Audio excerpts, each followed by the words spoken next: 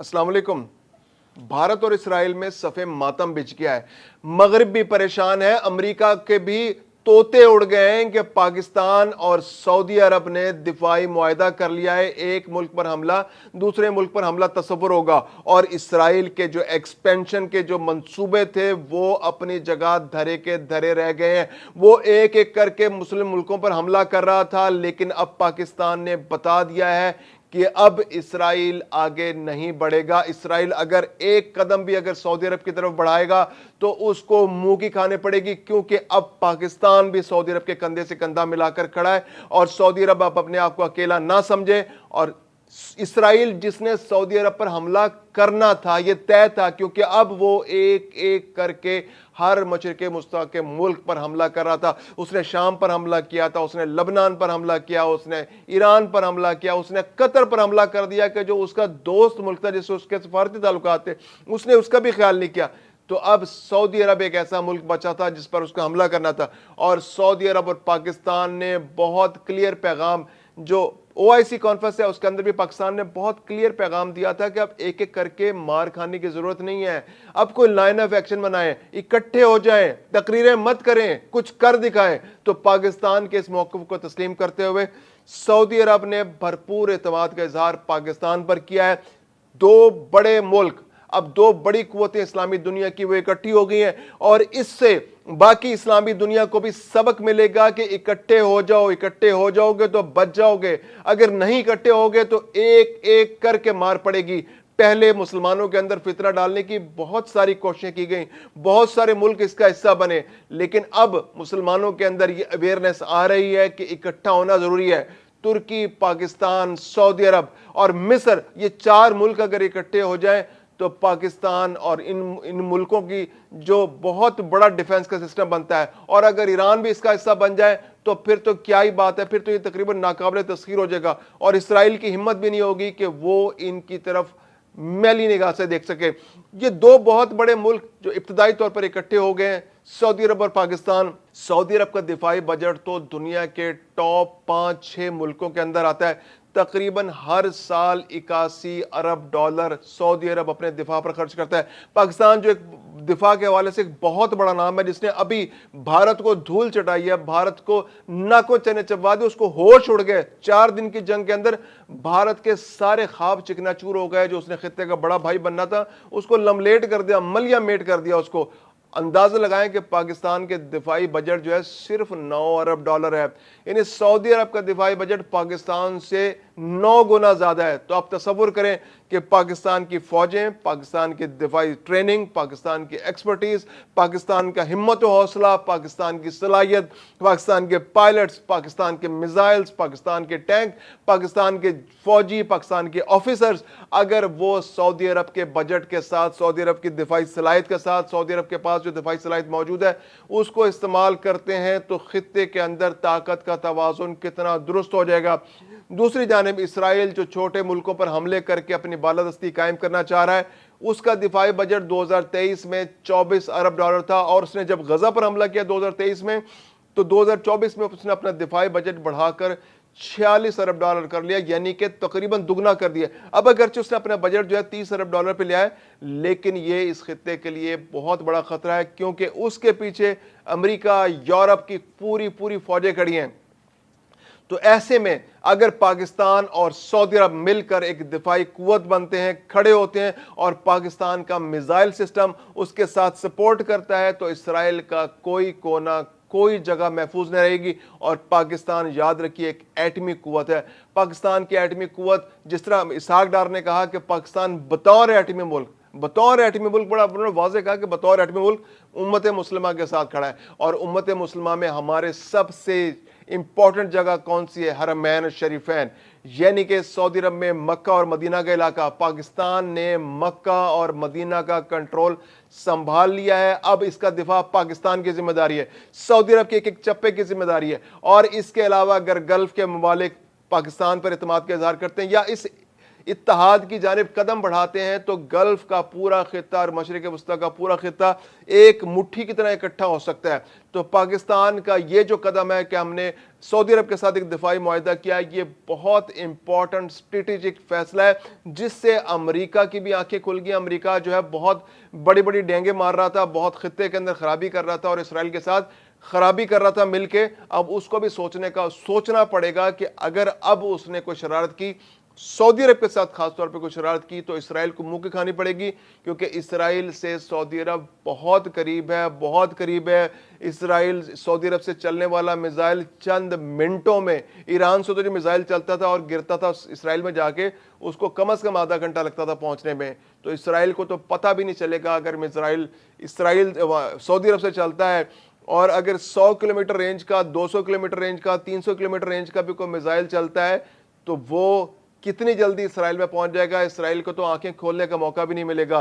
Ballistic missile, बर्रे आज़मी missile, Pakistan के पास पूरी रेंज मौजूद है। शाहीन 1, 2, 3, अबाबील मिसाइल, इसके अलावा पाकिस्तान का जो अल फतेह मिसाइल है, अल नसर मिसाइल है, पाकिस्तान की एटमी टेक्नोलॉजी है। तो ये जो इत्तेहाद है ये बहुत इंपॉर्टेंट इत्तेहाद है। ये खित्ते के लिए मैसेज है, ये इसराइल के लिए मैसेज है, ये यूरोप के लिए मैसेज है, ये अमेरिका के लिए मैसेज है, क्योंकि अमेरिका और यूरोप मिलकर खित्ते के अंदर ताकत के तवाज़ुन को बर्बाद करने के लिए मुसलसल कोशिश कर रहे हैं।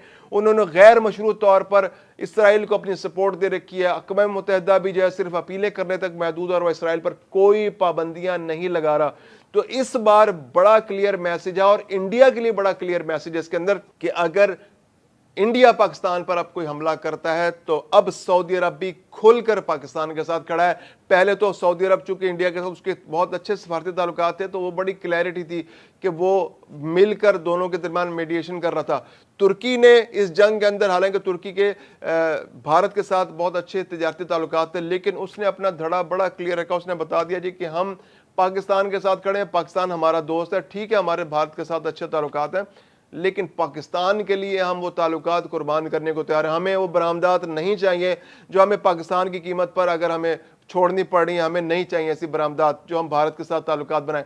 तो अब सऊदी अरब ने भी अपना पूरा वजन पाकिस्तान के पलड़े में डाल दिया। ये पिछले 60-70 साल के अरसे के अंदर सबसे बड़ी डेवलपमेंट है कि दो इस्लामी मुल्कों ने मिलकर जो वाकई मैटर करते हैं एक दिफाई मुआहिदा किया है। और यह भारत के लिए, इसराइल के लिए, अमेरिका के लिए, पूरे खित्ते के लिए, यूरोप के लिए बड़ा क्लियर मैसेज है कि अब अगर कोई जंग शुरू होगी तो वो कोई छोटी जंग नहीं होगी, वाकई अब कोई बड़ा मार्का होगा। इसराइल को भी अपना बचाव करना मुश्किल हो जाएगा कोई इसराइल। अच्छा, दूसरी एक और बड़ा इंपॉर्टेंट इसके लिए कि जो सऊदी अरब है, सऊदी अरब के अंदर जो सारा डिफेंस सिस्टम है उसका वो अमेरिकन बेस्ड है। तो पाकिस्तान और अगर इसराइल पर सऊदी अरब हमला करता है या इसराइल सऊदी अरब पर हमला करता है तो जिस तरह कतर के अंदर सूरत हाल पैदा हुई कि अमेरिका, इसराइल जो है अपना इसराइल के खिलाफ सऊदी अरब अपना असला इस्तेमाल नहीं कर सकेगा, क्योंकि अमेरिका जब अपना असला देता है किसी मुल्क को तो वो साथ में डोंट्स और डूज एंड डोंट्स भी बताता है कि आप इसके खिलाफ ये असला इस्तेमाल कर सकते हैं, इसके खिलाफ नहीं कर सकते।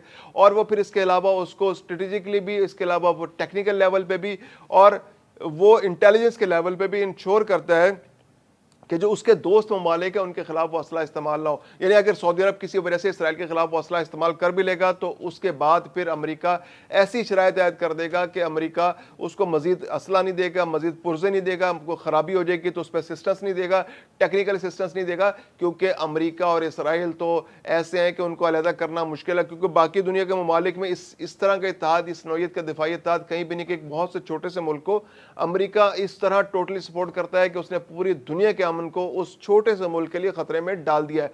तो अब सऊदी अरब और पाकिस्तान का जो दिफाई मुआहिदा है इसने भी ताकत के तवाजुन को बिल्कुल दुरुस्त कर दिया है। मशरिक़ वस्ता के अंदर जो ताकत का तवाजुन बिल्कुल बिगड़ चुका था, इसराइल एक बहुत बड़ी ताकत के तौर पर उभर कर सामने आ रहा था और उसका अगला टारगेट यकीनी तौर पर सऊदी अरब था, क्योंकि शाम पर हमला कर चुका है, वो लबनान पर हमला कर चुका है, वो उर्दन को बिल्कुल ज़ेर दस्त कर चुका है, ईरान को उसने पे हमला करके उसने उसको तबाही की तरफ लेके गया है, यमन पर वो हमला उसका जारी है, इसके अलावा कतर पर वो हमला कर चुका है, बहरीन बहुत छोटा मुल्क है, कुवैत की बिल्कुल कोई हैसियत नहीं है, इराक का अमेरिका ने बेड़ा पहले गर्क कर दिया है। तो इस खित्ते के अंदर सिर्फ एक सऊदी अरब एक ऐसा मुल्क बचा था कि जो अपनी जगह इंटैक्ट था, जो इसके पास ताकत भी थी, जो सलाहियत भी थी, और वो अभी तक उस पर किसी ने हमला नहीं किया था। तो पाकिस्तान के साथ सऊदी अरब का ये दिफाई मुआहदा जो है, ये दुनिया के लिए बहुत ज़बरदस्त पैगाम है।